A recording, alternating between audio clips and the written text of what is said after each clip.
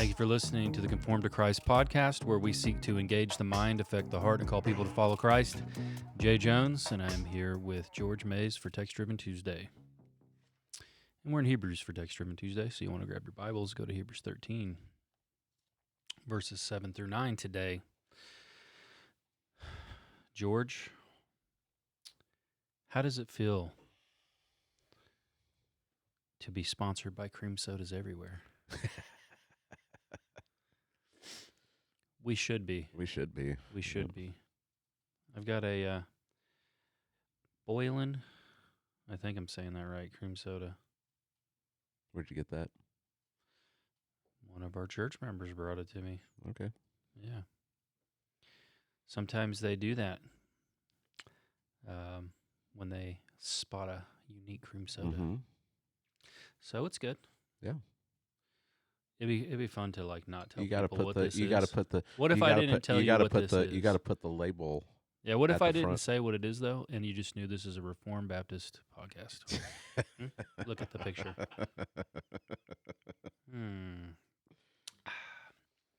Yeah. Well, we're jumping into text. If we want to go doctrine and devotion, we can. We could Get 1689 tattooed on our knuckles and just sit here with some cigars. Yeah. They like to post a lot about their cigars. They I find it interesting. They haven't done it as much lately. At least I haven't seen Yeah. them doing it as much lately. It used to be like right in your face. Yeah. Did you ever watch the Jeff Durbin? You probably didn't. There was a post millennial conference. It was all online. It was like COVID year. Yeah. And Jeff Durbin was sitting in a chair Smoking. talking about post millennialism, and he was like he had a cigar. He was trying to light it with a match off of his fingernail, and he couldn't do it.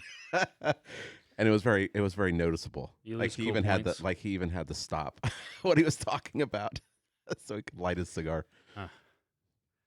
Lost cool points there. Yeah, it was pretty lame. Yeah. Well, I mean, it was that conference, so what do you expect? Yeah. How are you going to talk about that post mill? You can't even light your cigar. Oh, goodness. Yeah. Well, we're back in Text Driven Tuesday, so why don't you give us a like, subscribe, and share? How's that sound?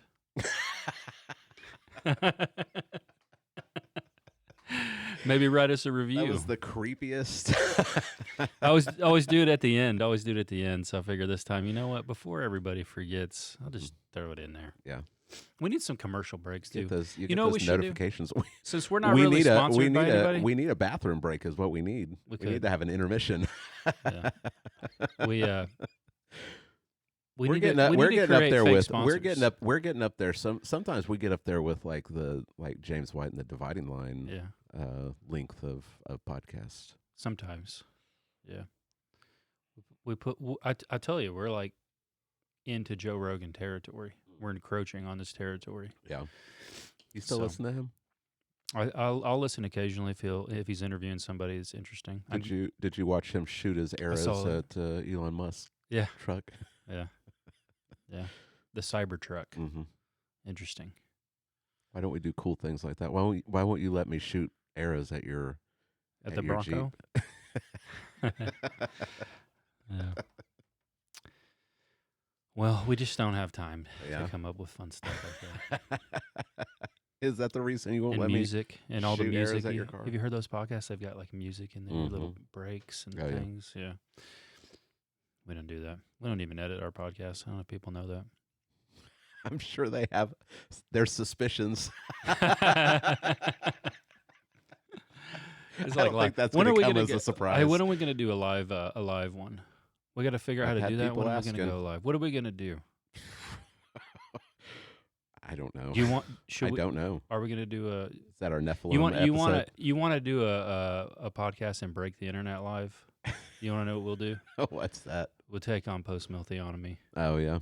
Yeah. Is that what you want to do? Is that really what you want to do?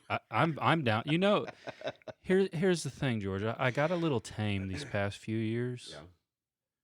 Like I really mellowed out. It's probably Evangeline's fault. I can tell she's really chill. Yeah. Well, she sucked all the energy out of me. Oh, okay. But I'm always down for a fight. Mm-hmm. And I'm kind of getting tired of watching Baptist jump ship and go Paedo Baptist because of post-mill theonomy. I don't even know if it's that. I don't know.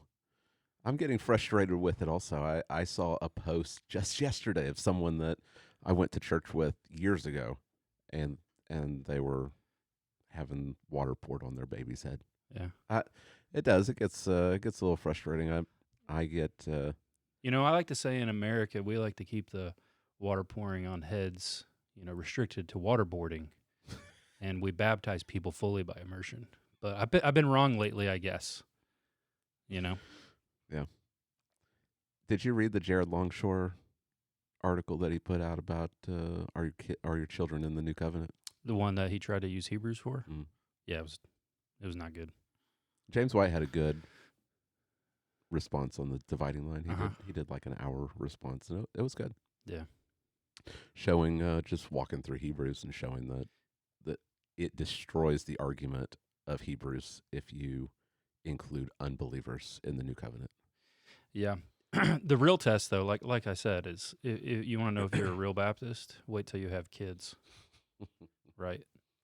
And then when your kids start growing, that's when the test comes, because we're both we'd say we're both in covenant theology, historical streams, going back to the 1600s, but that's the test.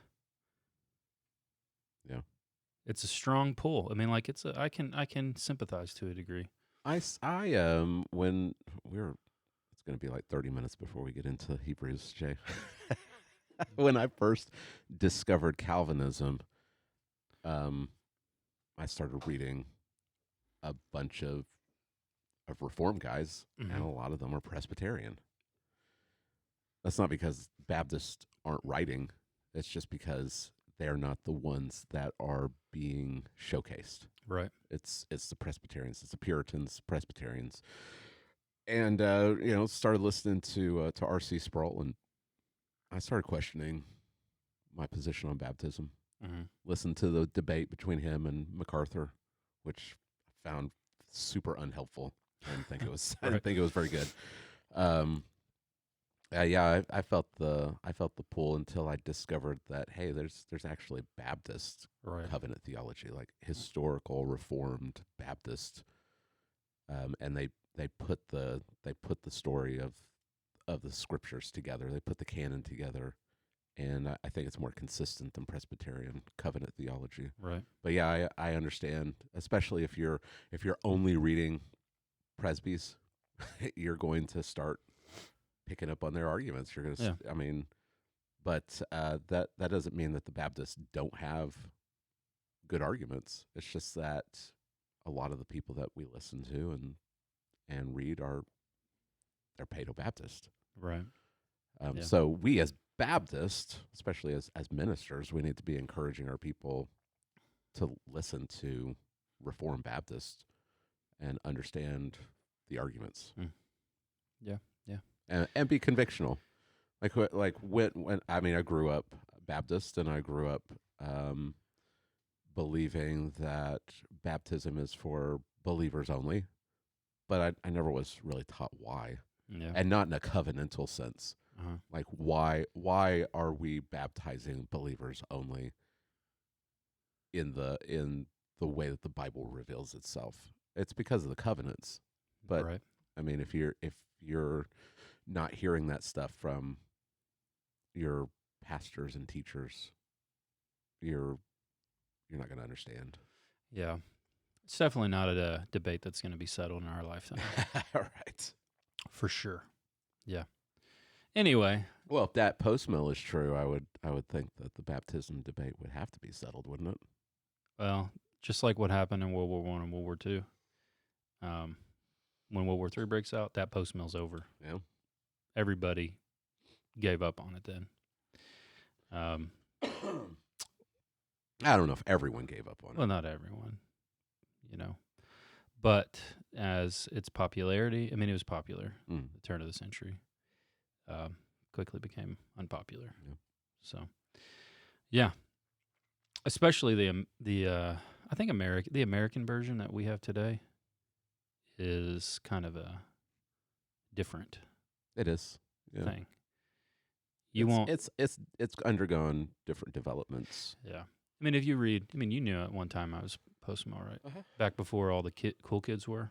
I was post-mill for about 5 minutes. I think I was the only one probably at my seminary that was. Yeah. Like, for real. And maybe only one of a handful of Calvinists at that time. So if you read, like, The Puritan Hope by Ian Murray, it's good. You can see, like, kind of the post-mill flavor of a lot of the Puritans, not all of them. But I don't see the same. It's not the same. It's not. No, what I see being the modern American version, it's not the same. Yeah, it's undergone development. Yeah. Nor is it the liberalism. So I won't even try to, link those two together. A lot of the post-millennialism was tied to liberalism earlier, through transforming society socially, a lot of things like that. Though that is still around today to a degree. Anyway, what should we do for a live one, George? I don't know. Yeah, I don't know either. We have to figure out our technology first before we make that happen. So, but I think we're getting close. Maybe when we get this new that new platform we'll be working on next, probably be done by December, hopefully. So we'll get that up and running. A good plug here for everybody. Once we get our new app developed, you can also probably watch and listen to the podcast on the app. So that should be out December. Yeah. Yep. All right. Well, we're back in Hebrews. Hebrews chapter 13, verses 7 through 9, 3 verses, 3 points. You want to read the text and we'll jump in? Sure. All right. Yep.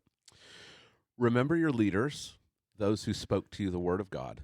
Consider the outcome of their way of life and imitate their faith. Jesus Christ is the same yesterday and today and forever. Do not be led away by diverse and strange teachings, for it is good for the heart to be strengthened by grace, not by foods which have not benefited those devoted to them. There you go. So we've got 3 points today. 3, did you say memories we need to hold on to? Yeah. So I wasn't here, I was traveling, so I had to listen and scratch notes. Did this morning. 3 memories that we need to hold on to. Okay, so the first one is pretty obvious if you're looking at your Bible. What a novel idea, George. That your point would come from the text. I think there's a theme that we keep hitting on here. That's right. Remember the faith of your leaders. Yep. All right. Point number 2. Yeah, point number 2. Yeah. So you probably didn't have the same experiences that I did growing up, since your dad was a chaplain. You guys mainly went to church on post, right? Yeah, I grew up in the Protestant service. So back then, there were more chapels, they call them chapels, churches, on Army installations back then. So like nearly every brigade, like if you're not from the Army, you have no idea what I'm talking about, but every brigade would have one. So there were numerous on Fort Sill back then, Protestant services, but we go to the brigade chapel. Nowadays, you pretty much have your traditional Protestant service, and then you may have a contemporary, they call it like Chapel Next or whatever. I just call it Rick Warren Chapel. Rick Warren Chapel service. It's all bought into the whole contemporary thing. Right. To reach people, got to be contemporary. And then you'll have sometimes a gospel service, which in my opinion is probably better than Chapel Next. That's where, if we're being honest, that's where the gospel service, that's where most of the black Protestants go. But back then we didn't have that. It was just Protestant service. And so, yeah, my dad was, I would say, was my pastor. Yeah. So the other people who would rotate in to preach could be a variety of different backgrounds and stuff, but Yeah. they weren't as good at preachers usually. Yeah. So, yeah. I was really close to my Yeah, you opened up with kind of talking my about some of ministers, like of that stuff. my pastor and youth minister and music minister. I was really close to him. So I was at church all the time. you grew up in one church mainly? Yeah. When I was I was a kid in one church that closed. Okay. It was I guess you could say it. I mean, it was a dying church, like older people. Yeah. So eventually they closed, and we went to another church, and that's the church that I was at until I became a minister myself. Yeah. So all through my middle school and high school years. In the college, I mean, I was away for college, but that was my home church. Yeah, and I was really close to him. Yeah. Yeah. So lots of memories of talking to these guys, being in their office, going to their home for Bible studies. Yeah. So. I can't remember at this point where you'd be able to talk about it. Consider like the outcome of their way of life, the kind of testimony of their life, those who spoke the word of God to you. Like, remember your pastors, right? Yeah, and these are there is this verse, really this section. It reminds us to go back to Hebrews chapter 2, where he tells them to be careful to pay attention to the message lest they drift away. It was first delivered by the Lord and then by those who bore witness to it.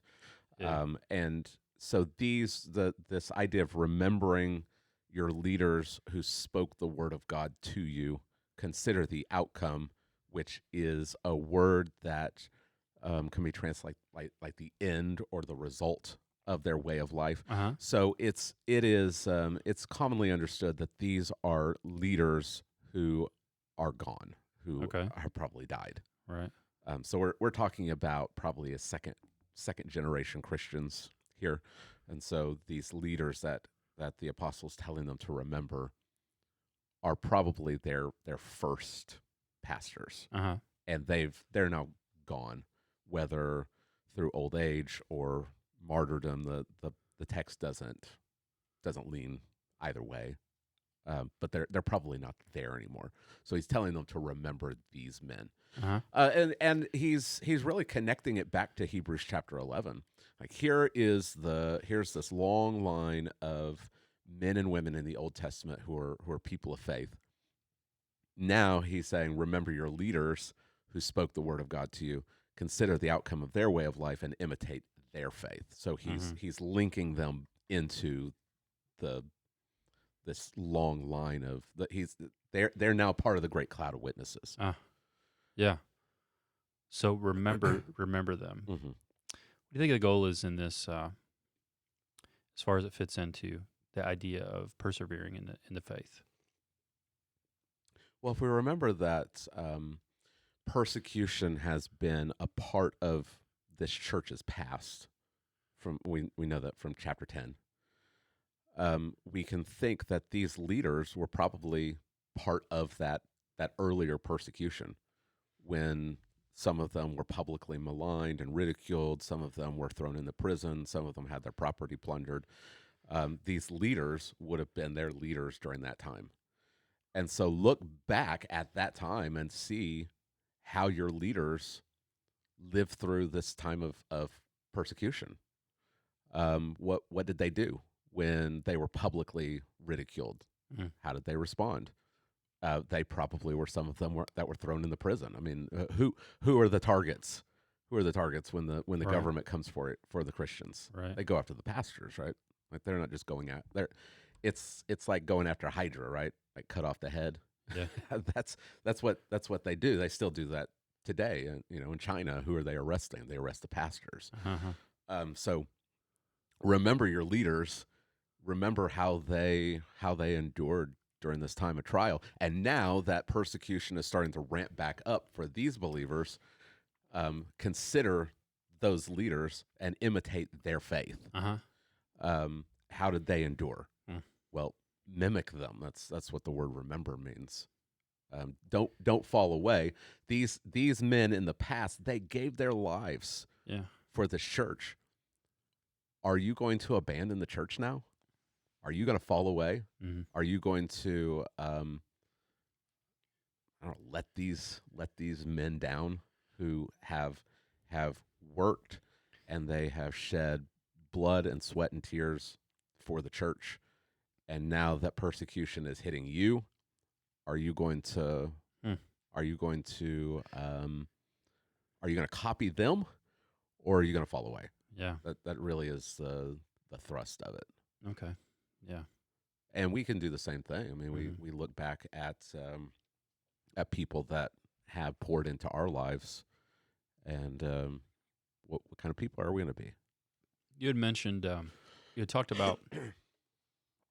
I can't remember exactly how you brought it in, but you brought up, I think, a good discussion point about the people who have directly and personally involved in your life, and then maybe those that, because of the digital age that we live in, where people can really love someone they've never met.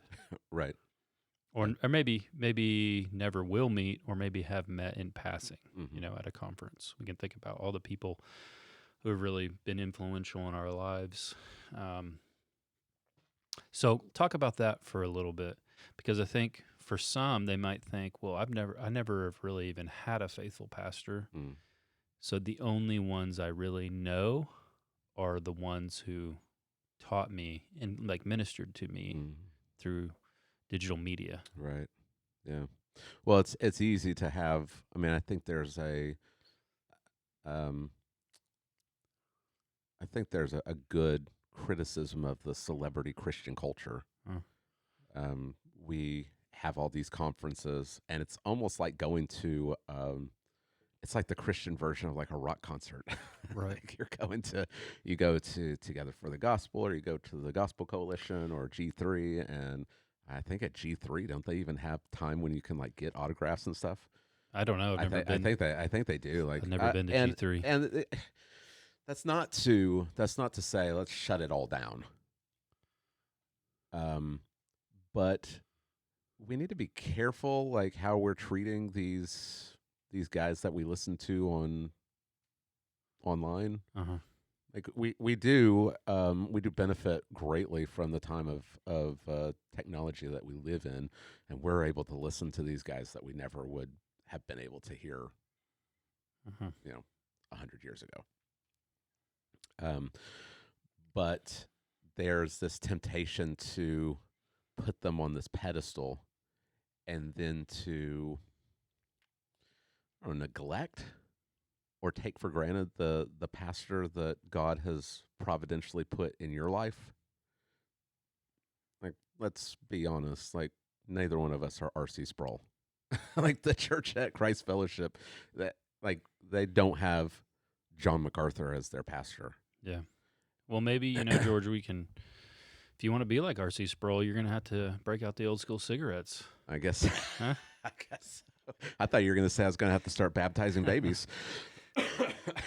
Yeah. For those who don't know, there was a time when there wasn't such a thing as vaping. You had to smoke actual tobacco. Yeah. R.C. Sproul loved him some old school tobacco. Yeah. I bet those were legendary times. Can you imagine back in the day at Ligonier? You see these pictures. You see these old pictures of him. Yeah. I mean, he was a guy from the 60s. Oh, he had the tight the tight pants and the big glasses. Oh yeah. Yeah. Oh yeah. Smoking a cigarette. I can imagine the Ligonier offices back in the day. Everybody's walking around. They're just smoking. Kids are coming in. It's like Mad Men. Kids are coming in there. They're breathing in secondhand smoke everywhere. All those Yeah. Baptized children of the covenant, getting that secondhand smoke. Sproul smoking it unfiltered, just straight. Puts it down, has to warm up the throat, then starts teaching from memory about all these historical figures of the church. That's right. He's like, I got to get the synapses fired up. Let me get a drag. Yeah. Yeah. So if you want to be like him, you're going to have to maybe start there. Yeah. Get those synapses going with some old school, pure tobacco product. Yeah. And there's nothing wrong. I mean, I mean, we've talked about our the guys who have been influential in kind of our development, and R.C. Sproul is a huge one in my life. Yeah. But he was never my pastor. Mm-hmm. Like, I didn't know him, and he didn't know me. And so I didn't have a window into his life. Yeah. I don't know what he was like at home with his wife and kids. Yeah. I have no idea. I don't know. All I know is the R.C. Sproul that is visible on camera. He wasn't my pastor. So there is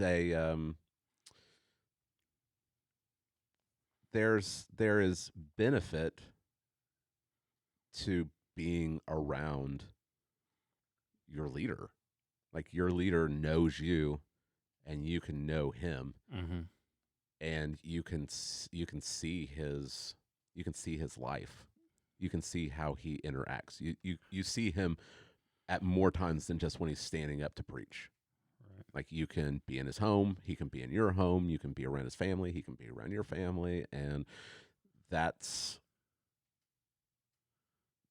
better than just watching somebody on screen. I mean, this is an argument against like multi-site churches where you're just watching a guy on a screen. I mean, you go to Life Church and you watch Craig Groeschel, and like, Craig Groeschel doesn't know who you are. Or J.D. Greer or whoever. It's also an argument against staying at home and watching service online. Like, you're not going to be around your leaders, and your leaders aren't going to be around you. Yeah. And you're not going to be able to watch them. You're not going to be able to imitate them because you don't know what they were like. Yeah. Like, my pastor, growing up, really close to him, Brother Jimmy. He was my pastor from, I don't know, 8th or 9th grade until he died in 2001 when I was a junior in college. And I got to know him, and I remember I had surgery between my sophomore and junior year of high school, and even through all the pain medication and the haze, I remember him coming up every single day and praying for me. I saw how he went through. He died of brain cancer, and I saw some of how he endured that, and that I can remember that, so that I can mimic him and I can mimic his faith. If that was just some guy, you remember when Matt Chandler had brain cancer? Yeah. I don't have the same. I didn't have any interaction with Matt Chandler. Yeah. Like, I could see how he went through it from what was presented, but I didn't know what it was like on a personal level. So I'm not able to mimic that. Not the same way that I can mimic my pastor. So remember your pastor, remember your leader, the one who spoke the word of God to you. Consider the outcome of their way of life, and then mimic their faith. Yeah. Now, to the point of, there are people that don't have good pastors. Right. Like, there are people that, like, just go to the best church that you can find. Yeah. And there's still things that you can. Yeah. There's still things like, Maybe, unless you're going to, like, Kenneth Copeland. Yeah, I mean, even like if even the we're not talking about like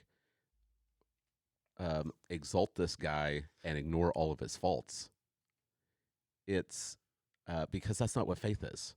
Like faith is not this sinless perfection.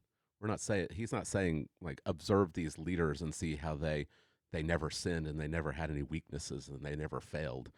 It's in the midst of their weaknesses and their sin, imitate how they kept clinging to Jesus. yeah, So even if you think, well, my pastor is really not a very good preacher, right, like he's all topical and all stories. If he's a true Christian, there's still going to be something that you can look at and examine. right, Yeah. So we're not talking. And I also pointed out, like he talks about considering the outcome of their way of life, like not just one moment in their life. Because if you just look at one moment in my life, who knows what you're going to see? I mean, you're wearing a Cubs hat right now. All right. So we'll have to take the whole. I'm done. Okay. As I was walking out, Julia was like, "Why are you wearing your Rangers hat?" You a Rangers guy? You like the Rangers? They're your number 2? They'd be my American League team. I mean, I grew up in Tulsa, and Tulsa used to be their minor. I'd say they were my number 2. They used to be their minor growing league up. team, so I got to watch like Pudge Rodriguez and Juan Gonzalez and some of these like big name Rangers players. Old Pudge, I'll never forget when. And he was awesome, even when he was playing for the Tulsa Drillers. He was awesome. I was a little kid in elementary school. I got Nolan Ryan's autograph. Actually, he was super cool. There were tons of kids, and he stayed there for like all of us. And then remember after the game, Pudge Rodriguez came by. He just blew us all off. Just like really, yeah, just pretending we weren't even there. Hopped in his sports car, drove off. That's a shame. Yeah, it really was. Never felt the same about him since. Yeah. But what can you do? That's I mean, you're going to sign autographs for 6 hours forever. A day? Yeah. Like I want to go home. Yeah. They're humans too. Right. It's like the pastor at the held hostage at the end of the service. Can I go eat lunch now? Yeah. I'm just kidding. I'm just kidding. No, this is church jokes. Well, I mean, if you're looking for me to have like a 2-hour conversation with you right after I got done preaching, you're probably not going to catch me on my A game. You're probably going to get me tired. Yeah. There are times that I'm distracted. There's times that like, you don't know what's going on in my life. Sometimes we're just people. That's not to say that we're not supposed to. This verse is a reminder that we should be striving to be the kind of guys that are worthy to be imitated. Like just because I'm a pastor doesn't mean that I'm worthy to be imitated, but I should strive to be this. I should strive to be a man of faith that people can look at and say, even when he was a sinner, even in his weakness and the times that he did let me down. Yeah, and I'm going to let people down for sure. But imitate their faith. Like, am I someone that keeps following Jesus? Am I someone that keeps clinging to Christ and acknowledging my weaknesses and my sins and my failings? And am I somebody that you can say, well, I'm like it's Christ. Mm-hmm. Like it's Christ. Am I the kind of guy that people can look at and say, that's what the life of faith looks like. Mm-hmm. And it mentions imitate their faith. Don't imitate their personality or their strategies or it's not. I've been at a church where so the church I went to after my first church closed down, it was a different pastor, and he went to another church. He got a position somewhere else, and a lot of people left and went with him. And I remember even at a young age thinking that was weird. Like, why are you following the pastor? Like, what about this church? Like, people can get caught up in personality. The Christ Fellowship Church is not. I love that we have a plurality of elders, and we have 5 guys with very different personalities, so that people can look at us and they can say it's not about the personality, it's about the gospel. Mm-hmm. What is their message? What does their faith look like? Not am I going to follow Stony Face or Cubs fan? Mm-hmm. Like it's not about personality. It's about the message. Right. Yeah. Yeah. That's good. So I hope that I can be a person that the people at our church can imitate my faith. Right. Yeah. That's good. Yeah, it's a strange time in our culture in America to be a pastor, and to also, maybe even if you're a member of a congregation, to try to obey this, because pastors don't have a good reputation in America. Yeah, You know what I mean? Yeah, it is. Yeah. In times past, I think, pastors would be held up, and this is weird too, because it used to be like an army officer. Like if you were a doctor or a lawyer, an army officer, a pastor, like in your community, Mm-hmm. you were really like, right. Yeah, you were a leader. Yeah, you were a leader, not just of the church, and but you're of the somebody community. people like looked up to, Yes, and respected. Yeah. Nowadays, pastors are not respected, and really, honestly, I think that's just it's a natural phenomenon, because of pastors have brought so much shame to the office. Yeah. Well, I saved it until the conclusion. You want to save it till then? I don't know. I don't know. Yeah, we're talking about it. You might as well. I saved it for the conclusion because I wanted to come back to my opening with my conclusion, and I wanted to emphasize it.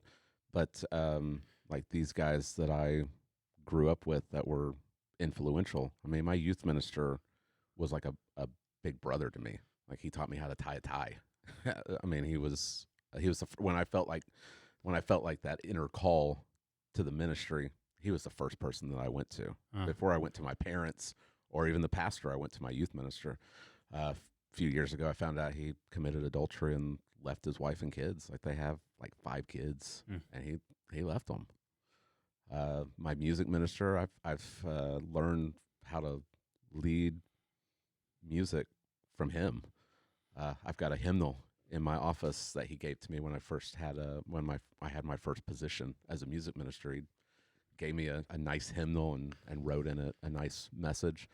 A couple of years ago, he got arrested for child molestation. Like I've seen his mugshot. The guy who replaced my pastor after he died was actually my first youth minister. So he was my youth minister, and he went somewhere else, and then he got hooked up with the pastor, and the pastor kind of mentored him. And then when he died, he kind of was kind of like the Timothy to Paul. And he, for some reason, he just became super authoritarian, and split the church. And then he wanted to make a unilateral decision, and he got pushed back, and he just left. like they came in like Monday morning, and he'd like cleared out his office, and he was gone. Last I heard, he divorced his wife and wasn't in the ministry. And it's I woke up one morning last week as I was thinking about this passage, and I was just bothered by the fact that all these guys that were so influential for me growing up, like they're all gone. Not just dead, but like they've left the faith. And it really bothered me that these are the guys that I looked up to. They were my mentors.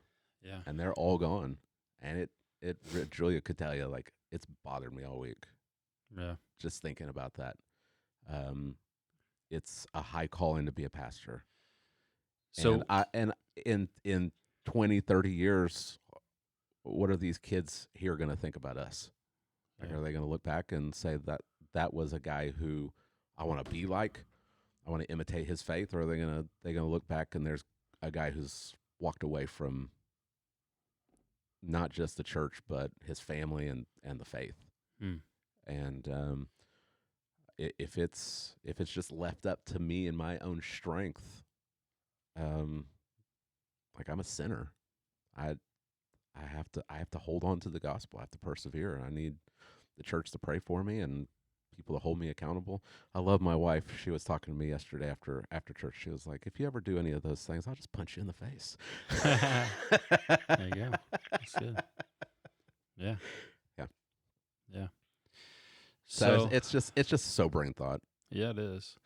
So kind of application, I guess, would be for pastors is to try to be somebody that one day people could remember your faith. And that's not in a way that you're trying to build up your own ministry. You're not trying to exalt yourself, but you're just simply trying to be faithful to what God has called you to do. Paul tells Timothy to keep a close watch on his doctrine and on his life. That's what we need to do. Yeah. So that's what it means to be a man of faith, right? Yeah. Yeah, that's right. So pray for your pastors. You have that as an application. Pray for your pastors. Yeah. Yep. I had many people come up and tell me yesterday that they pray for not just me, but for all the elders, and that's encouraging. Yeah. Like to know that people throughout the week are actually praying for me. Yeah. What if your prayers were the means that God used to cause your pastor to persevere? Right. I wonder if people ever consider that, because God uses means, and sometimes because we think God is sovereign, things just will happen because they're going to happen. Mm-hmm. But what if the prayers of the church people are the actual means that God uses to keep pastors faithful? Yep. Something to consider. Yeah. All right. So number 2 is remember the unchangeableness of Jesus. Did you create a word? Unchangeableness. Unchangeableness. If you did, I like it. It's a word. Because I checked it to see if I was spelling it right in my notes. So you thought you might have created a word well, too? I at first I was going to say remember the constancy of Jesus. But I was like, that's a word that people don't use, so that they probably wouldn't be able to remember what the point was. Then I was going to use remember the immutability of Jesus, because that's the theological term. But again, that's a word that maybe people didn't know, so I went with unchangeableness. Okay. Because that's what's going on here, right? Jesus Christ is the same yesterday, today, and forever. Yeah. He doesn't change. He's unchangeable. Yeah. Immutable. Right. This is a well-known verse. I mean, people know this verse. I've heard people say this verse many a times. Yeah. In like spontaneity, even. Yeah. Yeah. It's easy to memorize. Yeah. All my kids memorized it. They all recited it at the dinner table yesterday. I told people, like, you can memorize this before you leave. Super easy. It reminds us it reminds us of chapter 1, where the writer he quotes from the Psalms, Psalm 103, and he applies this truth about Yahweh to Jesus, that all creation is going to disappear. You're going to take it off like a change of clothes, but you never change. You're always the same. So it reminds us that Jesus is not an angel. He's not just a man. He is Yahweh. He is the unchangeable second person of the Trinity. But I think that the way that people quote the verse is the way that they usually read the verse. It's in a vacuum. It's just this theological idea. Right. But why is it here? Why is it in chapter 13 where it is? Because it just kind of lands there. But it's there to support verses 7 and 9. So verse 7 has 2 imperatives: remember your leaders and imitate their faith. And then verse 9 says, don't be led away, don't be led astray by diverse and strange teachings. And in the middle is an indicative, like a declarative statement that Jesus isn't the same. So it actually is not just a theological truth, but it also has ethical application. Okay. So remember your leaders, imitate their faith, but these guys are gone. Like they're dead. You may, as you're thinking about their life, remember some of their failings. Jesus Christ is the same. He doesn't change.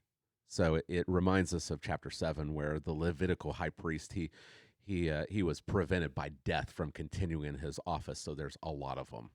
They'll just have a long line of high priests.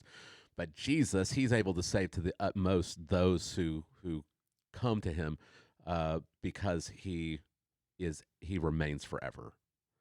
So it's the same idea. And then don't be led astray by strange teachings, because Jesus Christ is the same yesterday, today, and forever. So it's like the imagery of chapter 6, this anchor. Like what is the anchor that holds us? It's Christ. Christ is the anchor that holds us to God, and he doesn't change. He doesn't move. And so you can hold on to him. No matter whether your leaders are gone or your circumstances change or you're presented with some new teaching, Jesus is always the same. So hold on to him. Right. So even for those who maybe never had a good pastor. Yeah. Or they did, and then some scandal happens in their life, like your pastors that you had, and now you're discouraged because of how they all fell away. Uh-huh. But you can remember Jesus. You can remember Jesus. I mean, the Jesus, they may not be holding on to the Jesus that they preached now, but the Jesus that they preached is the same Jesus. Like, he hasn't changed. The gospel message hasn't changed. And this would have been especially relevant for these believers, because the yesterday would have been this time in the past when persecution was affecting them, when they're being publicly ridiculed and maligned and thrown into prison and having their property confiscated. Right. Jesus was faithful to them then. Like, the church is still there. He didn't abandon the church. They were able to weather the storm. Today is the new challenge as persecution is coming back. Chapters 3 and 4, he repeatedly quotes from Psalm 95 and says, "Today, if you hear his voice, don't harden your hearts." So today, as persecution is coming back, Jesus is the same. The same Jesus that was faithful yesterday when there was persecution is the same Jesus who's going to be faithful to you today in persecution, and he's going to be faithful no matter what happens in the future. And so it's not just a statement of his eternality. It's a statement of his faithfulness in the situation you experienced yesterday and the experience you face today and whatever experience you're going to face tomorrow or the next day or in 50 years. He will always be faithful. And that's hope, right? Like, that's hope for Christians that are experiencing persecution and hostility and whatever suffering you're undergoing. Your circumstances may change, your leaders may change. Jesus will never change. I think about people who, I don't know if they're listening to the podcast, but maybe they've, I won't say I guess deconstructed, and in part because of their bad leaders. Right, so they have associated. Yeah, I mean this is one of the reasons people give for leaving, right? Well, my pastor he did this, or he said this, or we went to him and he just kind of ignored us, or whatever. Or they fell away, and then or they caused the church to split, or whatever. This is one of the reasons why people leave. Yeah. I mean, it's the reason they give. Right. So how to re-engage that person. So hopefully church members, and it's not just some other pastor coming. Because maybe it would take someone who's not a pastor. Like, if you've been burned by pastors, maybe you need just another Christian to re-engage with you and to remind you of this truth. That, I mean, it's a terrible thing when pastors do that, and then that causes people to think like Jesus isn't real. This isn't true. Look at their life. If it was true, that wouldn't have happened to them. Maybe they need to be re-engaged by another just regular Christian to remind them of this truth, Right. that Jesus is the same. Yeah. That the Jesus we meet on the pages of the Bible is real. Yeah. That's who he is, and that's who he'll be forever. Yeah. Like I may fail, but that's not Jesus failing you. That's me failing you. Yeah. What team do you think? It's probably not the Cubs, but what team do you think he likes?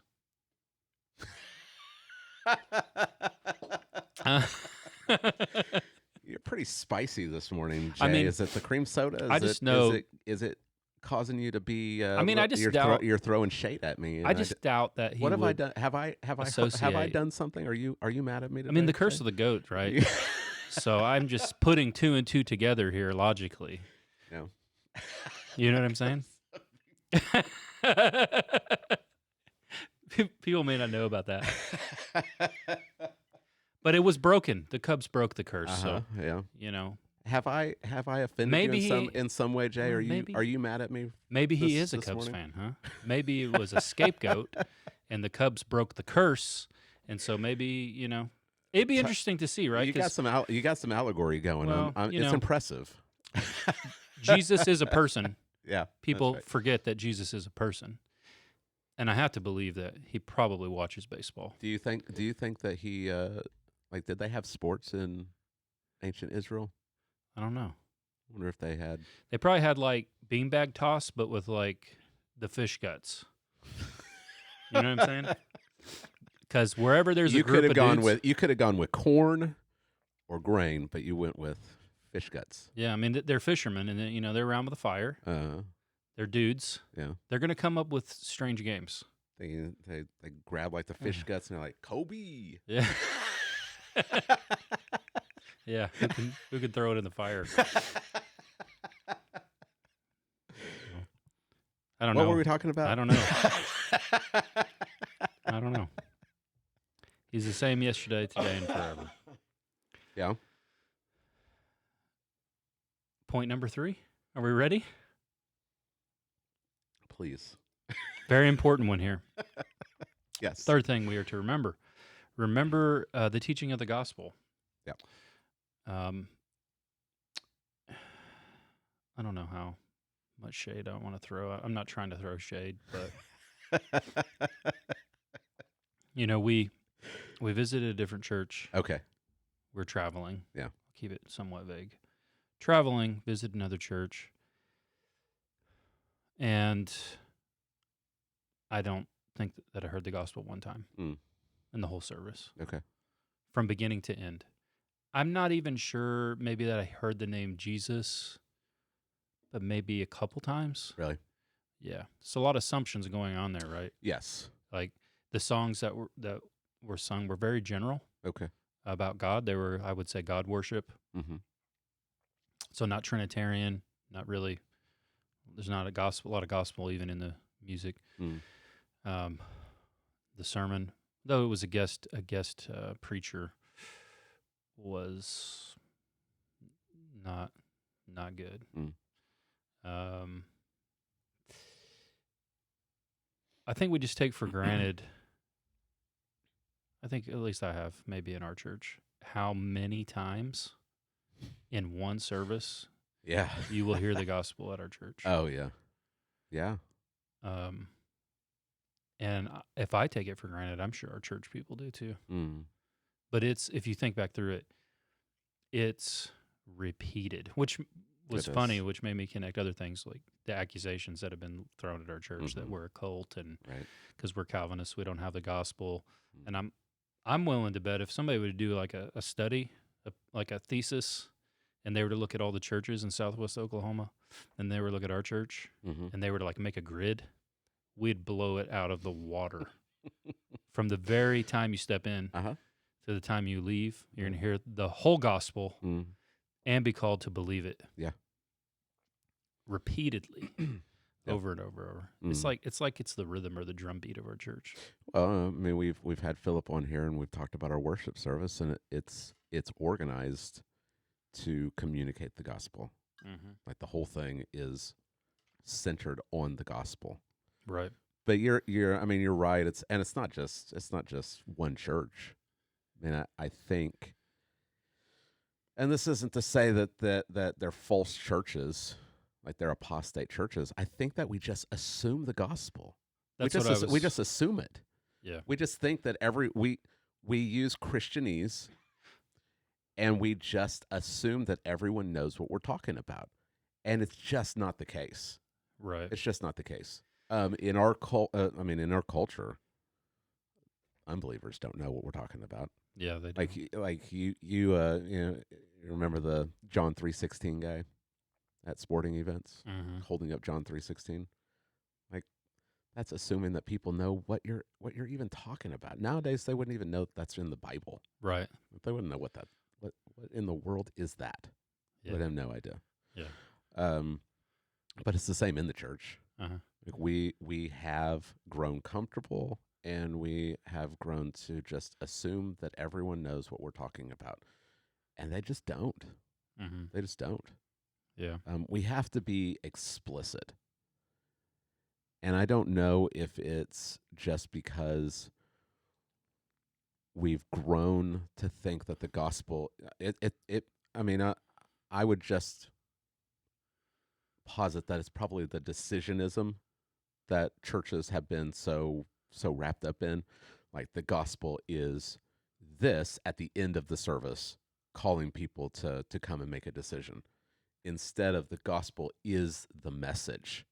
Like, it is the whole point. Yeah. It's not just tacked on at the end of a service. It's not just part of what the Bible is about. The whole Bible is about Jesus and his gospel. My preaching professor, he would often tell us, like, you can miss the gospel in the Old Testament and just preach it like moralistic stories, but you can do it in the New Testament when Jesus is in the text.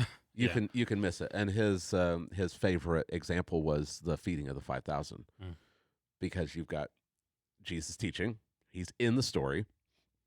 You've got the people that are around, and he wants to send them away because they're hungry. And there's a boy that has some bread and fish. What's the moral of the story? Well, hopefully it wasn't share. That's a common thing. Like, be like the boy and be generous and share. Right. Right. I mean, that's even the liberal interpretation of the story, is that he was the example, and then everyone started sharing their food, and there was enough to go around. Right. Like, that is the moralistic meaning of the story. Right. And you miss the gospel. Right. You miss the fact that it's Jesus who can provide. Life. He gives life. Bread of life. Yeah. He is the creator, and he's the one who gives life. I mean, that's the whole point in John chapter 6. Right. The teaching that comes after the miracle is all about how he is the bread of life. Mm-hmm. But I think we've just gotten to that place in American Christianity where the gospel is just this tacked on message. I've heard moralistic stories or moralistic sermons all about what you can do and how to do it, and here's the the 5 steps to do this, and then there's the invitation at the end, like, come to Jesus. It's like, you just told everyone that they just have to follow these steps. Like, what do they need Jesus for? Yeah, I think as you get older, I think when you're younger, what you assume is life will get easier the older you get. Can you identify? Mm-hmm. I have to think about this because I got a young man. He's 19 at college, and life doesn't get any easier. It just gets harder the older you get. Mm-hmm. And I imagine the older you get, even more hard it gets. So people need, whether they've been a Christian for 1 year or for 50 years, this is what they need. They need to remember this. And you got there by looking at the reverse, like he states it in a negative way. Do not be led away by diverse teachings. Mm-hmm. For it is good for the heart to be strengthened by grace, not by foods which have no benefit, who do not benefit those devoted to them. So the negative of that is remember the gospel. Right. Right. Because people can be easily led astray. Yeah. into various teachings Mhm. of all kinds. There, so the commentaries were kind of split on what he's talking about here. Some of them said, well, he's kind of dealing with all of the different false teachings that were going around, like at Colossia. So you read Colossians, especially chapter 2, and Paul is warning against these different teachings that are all about asceticism and worship of angels and things like that, which are kind of like false teachings that are offshoots of Judaism. Uh-huh. But I think he's still talking about the old covenant way of worship here. Mm. He's talked about food before, how the food is no benefit. Right. And I think the reason that he's calling it diverse and strange teachings is because the way that the unbelieving Jews who are practicing the old covenant ceremonial worship at the temple in Jerusalem are understanding all the ceremonies and the sacrifices are that these are an end in themselves. And that's not the way that the Old Testament even treats it. The Old Testament and the Old Testament saints are looking through those types and shadows to the fulfillment in Christ and the gospel. Right.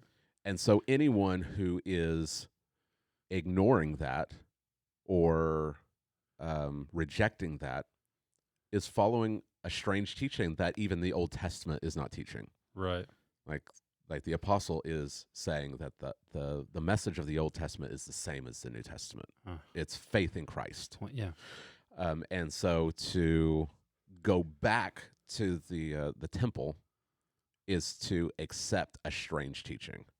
It's not as if, well, we're worshiping the one true God this way. Yeah. And you can worship the one true God this way. Right. No, if you go back, you're rejecting the one true God. Yeah, it is a diverse and strange teaching to go back and offer animal sacrifices or follow food laws or ceremonial cleansing laws or any of that. Yeah, there's a movement. It's the Hebrew roots movement, is what they call it. Mm-hmm.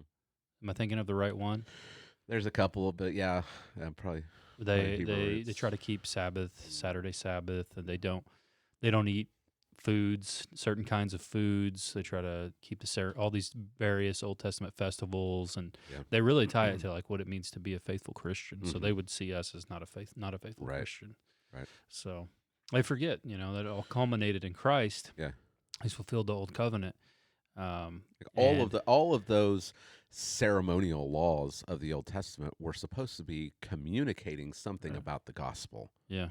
And the saints, the remnant of the Old Testament period, understood that and they were using the types and shadows in the way that God intended for them to be used.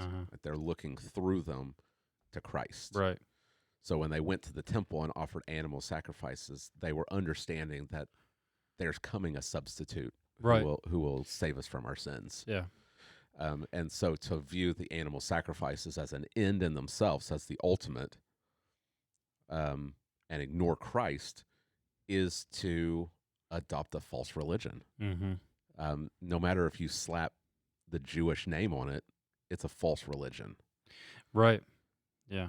And so he's telling them, don't be led away by this. Don't be led astray by this. And he's again reminding them not to fall away from Christ and the church and go back to the temple.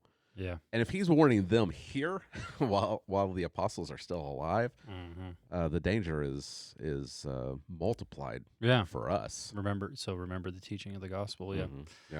Yeah. You can use food in a good way, because Christ he made all foods clean. Like you're free to eat. So I call this remember El Pastor. First you have remember your pastors. Okay. This is remember El Pastor. Okay. You ever have El Pastor tacos? I have, yeah. Pork tacos, my friend. A heavenly thing. Yeah. Yeah. We're still giving food to remember the gospel. I mean, we had the Lord's Supper last night, and the bread and I always call it wine, even though it's grape juice. Sometimes it turns into wine around here. It's We had this that is jug true. of grape juice. We had that jug of grape juice, and Yeah. we had the supper maybe a month ago, and I was like, this doesn't taste like regular grape juice. I think it was just naturally fermented. You know? Yeah. Remember Gross. the gospel. You had a good quote in here, though, that I think is worthwhile thinking about. I don't remember who you said you got it from. 4 stages to lose the gospel. Remember? Yeah. Remember that? Yep. You had the gospel's accepted. Next, the gospel is assumed. Third, the gospel is confused. Fourth, the gospel is lost. Yep. And where'd you get that from? D.A. Carson has a similar quote. He says, "The way you lose the gospel is not by denying it, but by assuming it." J. Max Stiles, he's just a theologian. I don't know a whole lot about him. Conservative, evangelical guy. Okay. Yeah, but that's how you lose the gospel. You can look at churches and you can see it. They assume the gospel. They're not explicit about it. They would call themselves Christians, and if you were to ask them, point blank about the gospel, they would tell you about Jesus dying on the cross for sinners, that you need to trust him. But they just assume it. They don't sing it. They don't preach it. It's just everyone understands this. Right. And then it gets confused because people aren't hearing it. And so the false teachings, false understandings, diverse and strange teachings start to come in. And then you lose it. You lose the gospel. Right. That's why I urged a bunch of different groups of people to be explicit about the gospel. Don't just assume it. Don't dance around it. Don't try to be creative or innovative. Just teach the gospel. Teach the explicit gospel.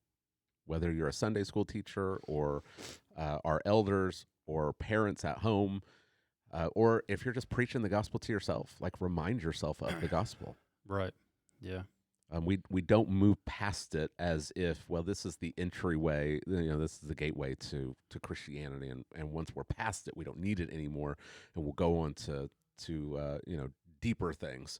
You never move past the gospel. Even as you're learning more and more and more through the scriptures, it always comes back to the gospel. The gospel always has to be central. Right. I think we're living in a time today that, I don't know if you want to call it the adjectival error, where the gospel is in the process of being confused. I don't think people can't see it in the time that it's going on, usually, like if they're involved. But I think we can see it, and that's when people will slap the label faithful Christian onto something. Yeah. And then attached to that, they will usually put their pet peeve of some kind, whether that's political activism, subscribing to maybe our form of abolitionism, whatever it may be. If you slap that label on there, and this isn't something where you can point explicitly into the New Testament and say, this is how New Testament Christians lived, this is how the gospel advanced in the early church, because you can point to things in the Bible and say, this is what faithful Christianity looks like. But if you do that in our day and you can't anchor it to what the early church, what is explicitly in the New Testament, what the early church did that we know from history that they did with the gospel, what the apostles were doing and those that followed after them, what you're doing is setting up the gospel to be lost. Right? We wonder, how in the world was the gospel lost in Roman Catholicism? And the reformers they weren't trying to break the church up, they were trying to reform the church. How did it happen? Well, it happened over a process of small confusions. We're in the process of that in America today. The type of Christianity that many will passionately say, this is faithful Christianity, cannot be lived out around the world. Yeah. So that's kind of a test that I apply to it when people make these statements. Could the underground church in China live this out? Or if they tried to live it out, is it like off to the re-education camp for everyone immediately? Right? Or the early Christians, were they doing these things and calling this faithful Christianity? if not, we shouldn't either, or we run the risk of for an entire generation confusing the gospel. And once an entire generation's confused on the gospel, the next generation loses it. Right. So, And it's it is a process that happens quickly. Like we've seen everything happens quick nowadays. We've seen just over the last decade how quickly the gospel is just it's being confused with social justice. Right. Like if you're not adopting something like critical race theory, then you're undermining the gospel. Like this is a gospel issue. We talked about that with Josh. Right. Remember the episode we did with Josh? What is a gospel issue? Right. That's confusing the gospel. Mm-hmm. It's like, well, you've got the gospel and you've got social justice or fill in the blank. Right. So this is what faithful. Mm-hmm. Yeah. This is what faithful Christianity We've got to have looks the explicit gospel. What is the gospel? What is the good news? Mm-hmm. And if it's tacking on anything to the death of Christ in the place of sinners on the cross, and that faith in him alone will provide justification for the sinner, like you're adding something. Right. Paul in Galatians, I mean, we probably wouldn't say circumcision is a small thing, but it's like this is not a big deal. This is just a minor thing. Like you need Christ and circumcision. And Paul says, you've lost the gospel. Right. Like that's a false teaching. Mm-hmm. And we would say, well, it's just this is what faithful Christianity looks like. I notice his argument doesn't include you're good to go because you baptize your kids. That's right. Strangely absent from any of these arguments. Yeah, he doesn't say you don't need to be circumcised. You just need to baptize your kids. Yeah, he doesn't use that argument. Right. All right, very good. So I thought it was a good sermon. Where are we going next? Well, the hardest thing about this passage was whether I should preach verse 10 with 7 through 9 mm-hmm. or leave it with 11 through 16. And it wasn't until Thursday that I finally was like, all right, I'm not going to preach verse 10. I'm going to leave it with this next one. Because 7 through 16 really it really is one. I mean, it's a paragraph in our Bibles, so that the thought is kind of going through it. But I kept 10 with 11 because I think that the idea of the Day of Atonement is kind of in there, and so we're going to do 10 through 16. And it's all about we need to go out to Christ outside the city, and suffer the shame and reproach that Christ bore for us. So 4 more. 10 through 16 will be Sunday, and then 17 through 20, 17 through 19, and then 20 through 21, then 22 through the end of the book. So all right, good stuff. Look forward to it. all right. All right. Thanks for tuning in today. Hopefully you've had a good time, enjoyed yourselves, and that's what this is about. We want to have a good time, help you to understand the Bible. Our goal is to help you to be more and more conformed to Christ, articulate the gospel, hopefully, and help you as you progress in this world more and more into the image of Christ. That's our goal. If you find this podcast beneficial, please give us a like, maybe a subscribe, or a share. We're on a whole variety of platforms that you can listen on. We're on YouTube.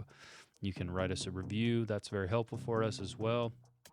You can also donate to the podcast.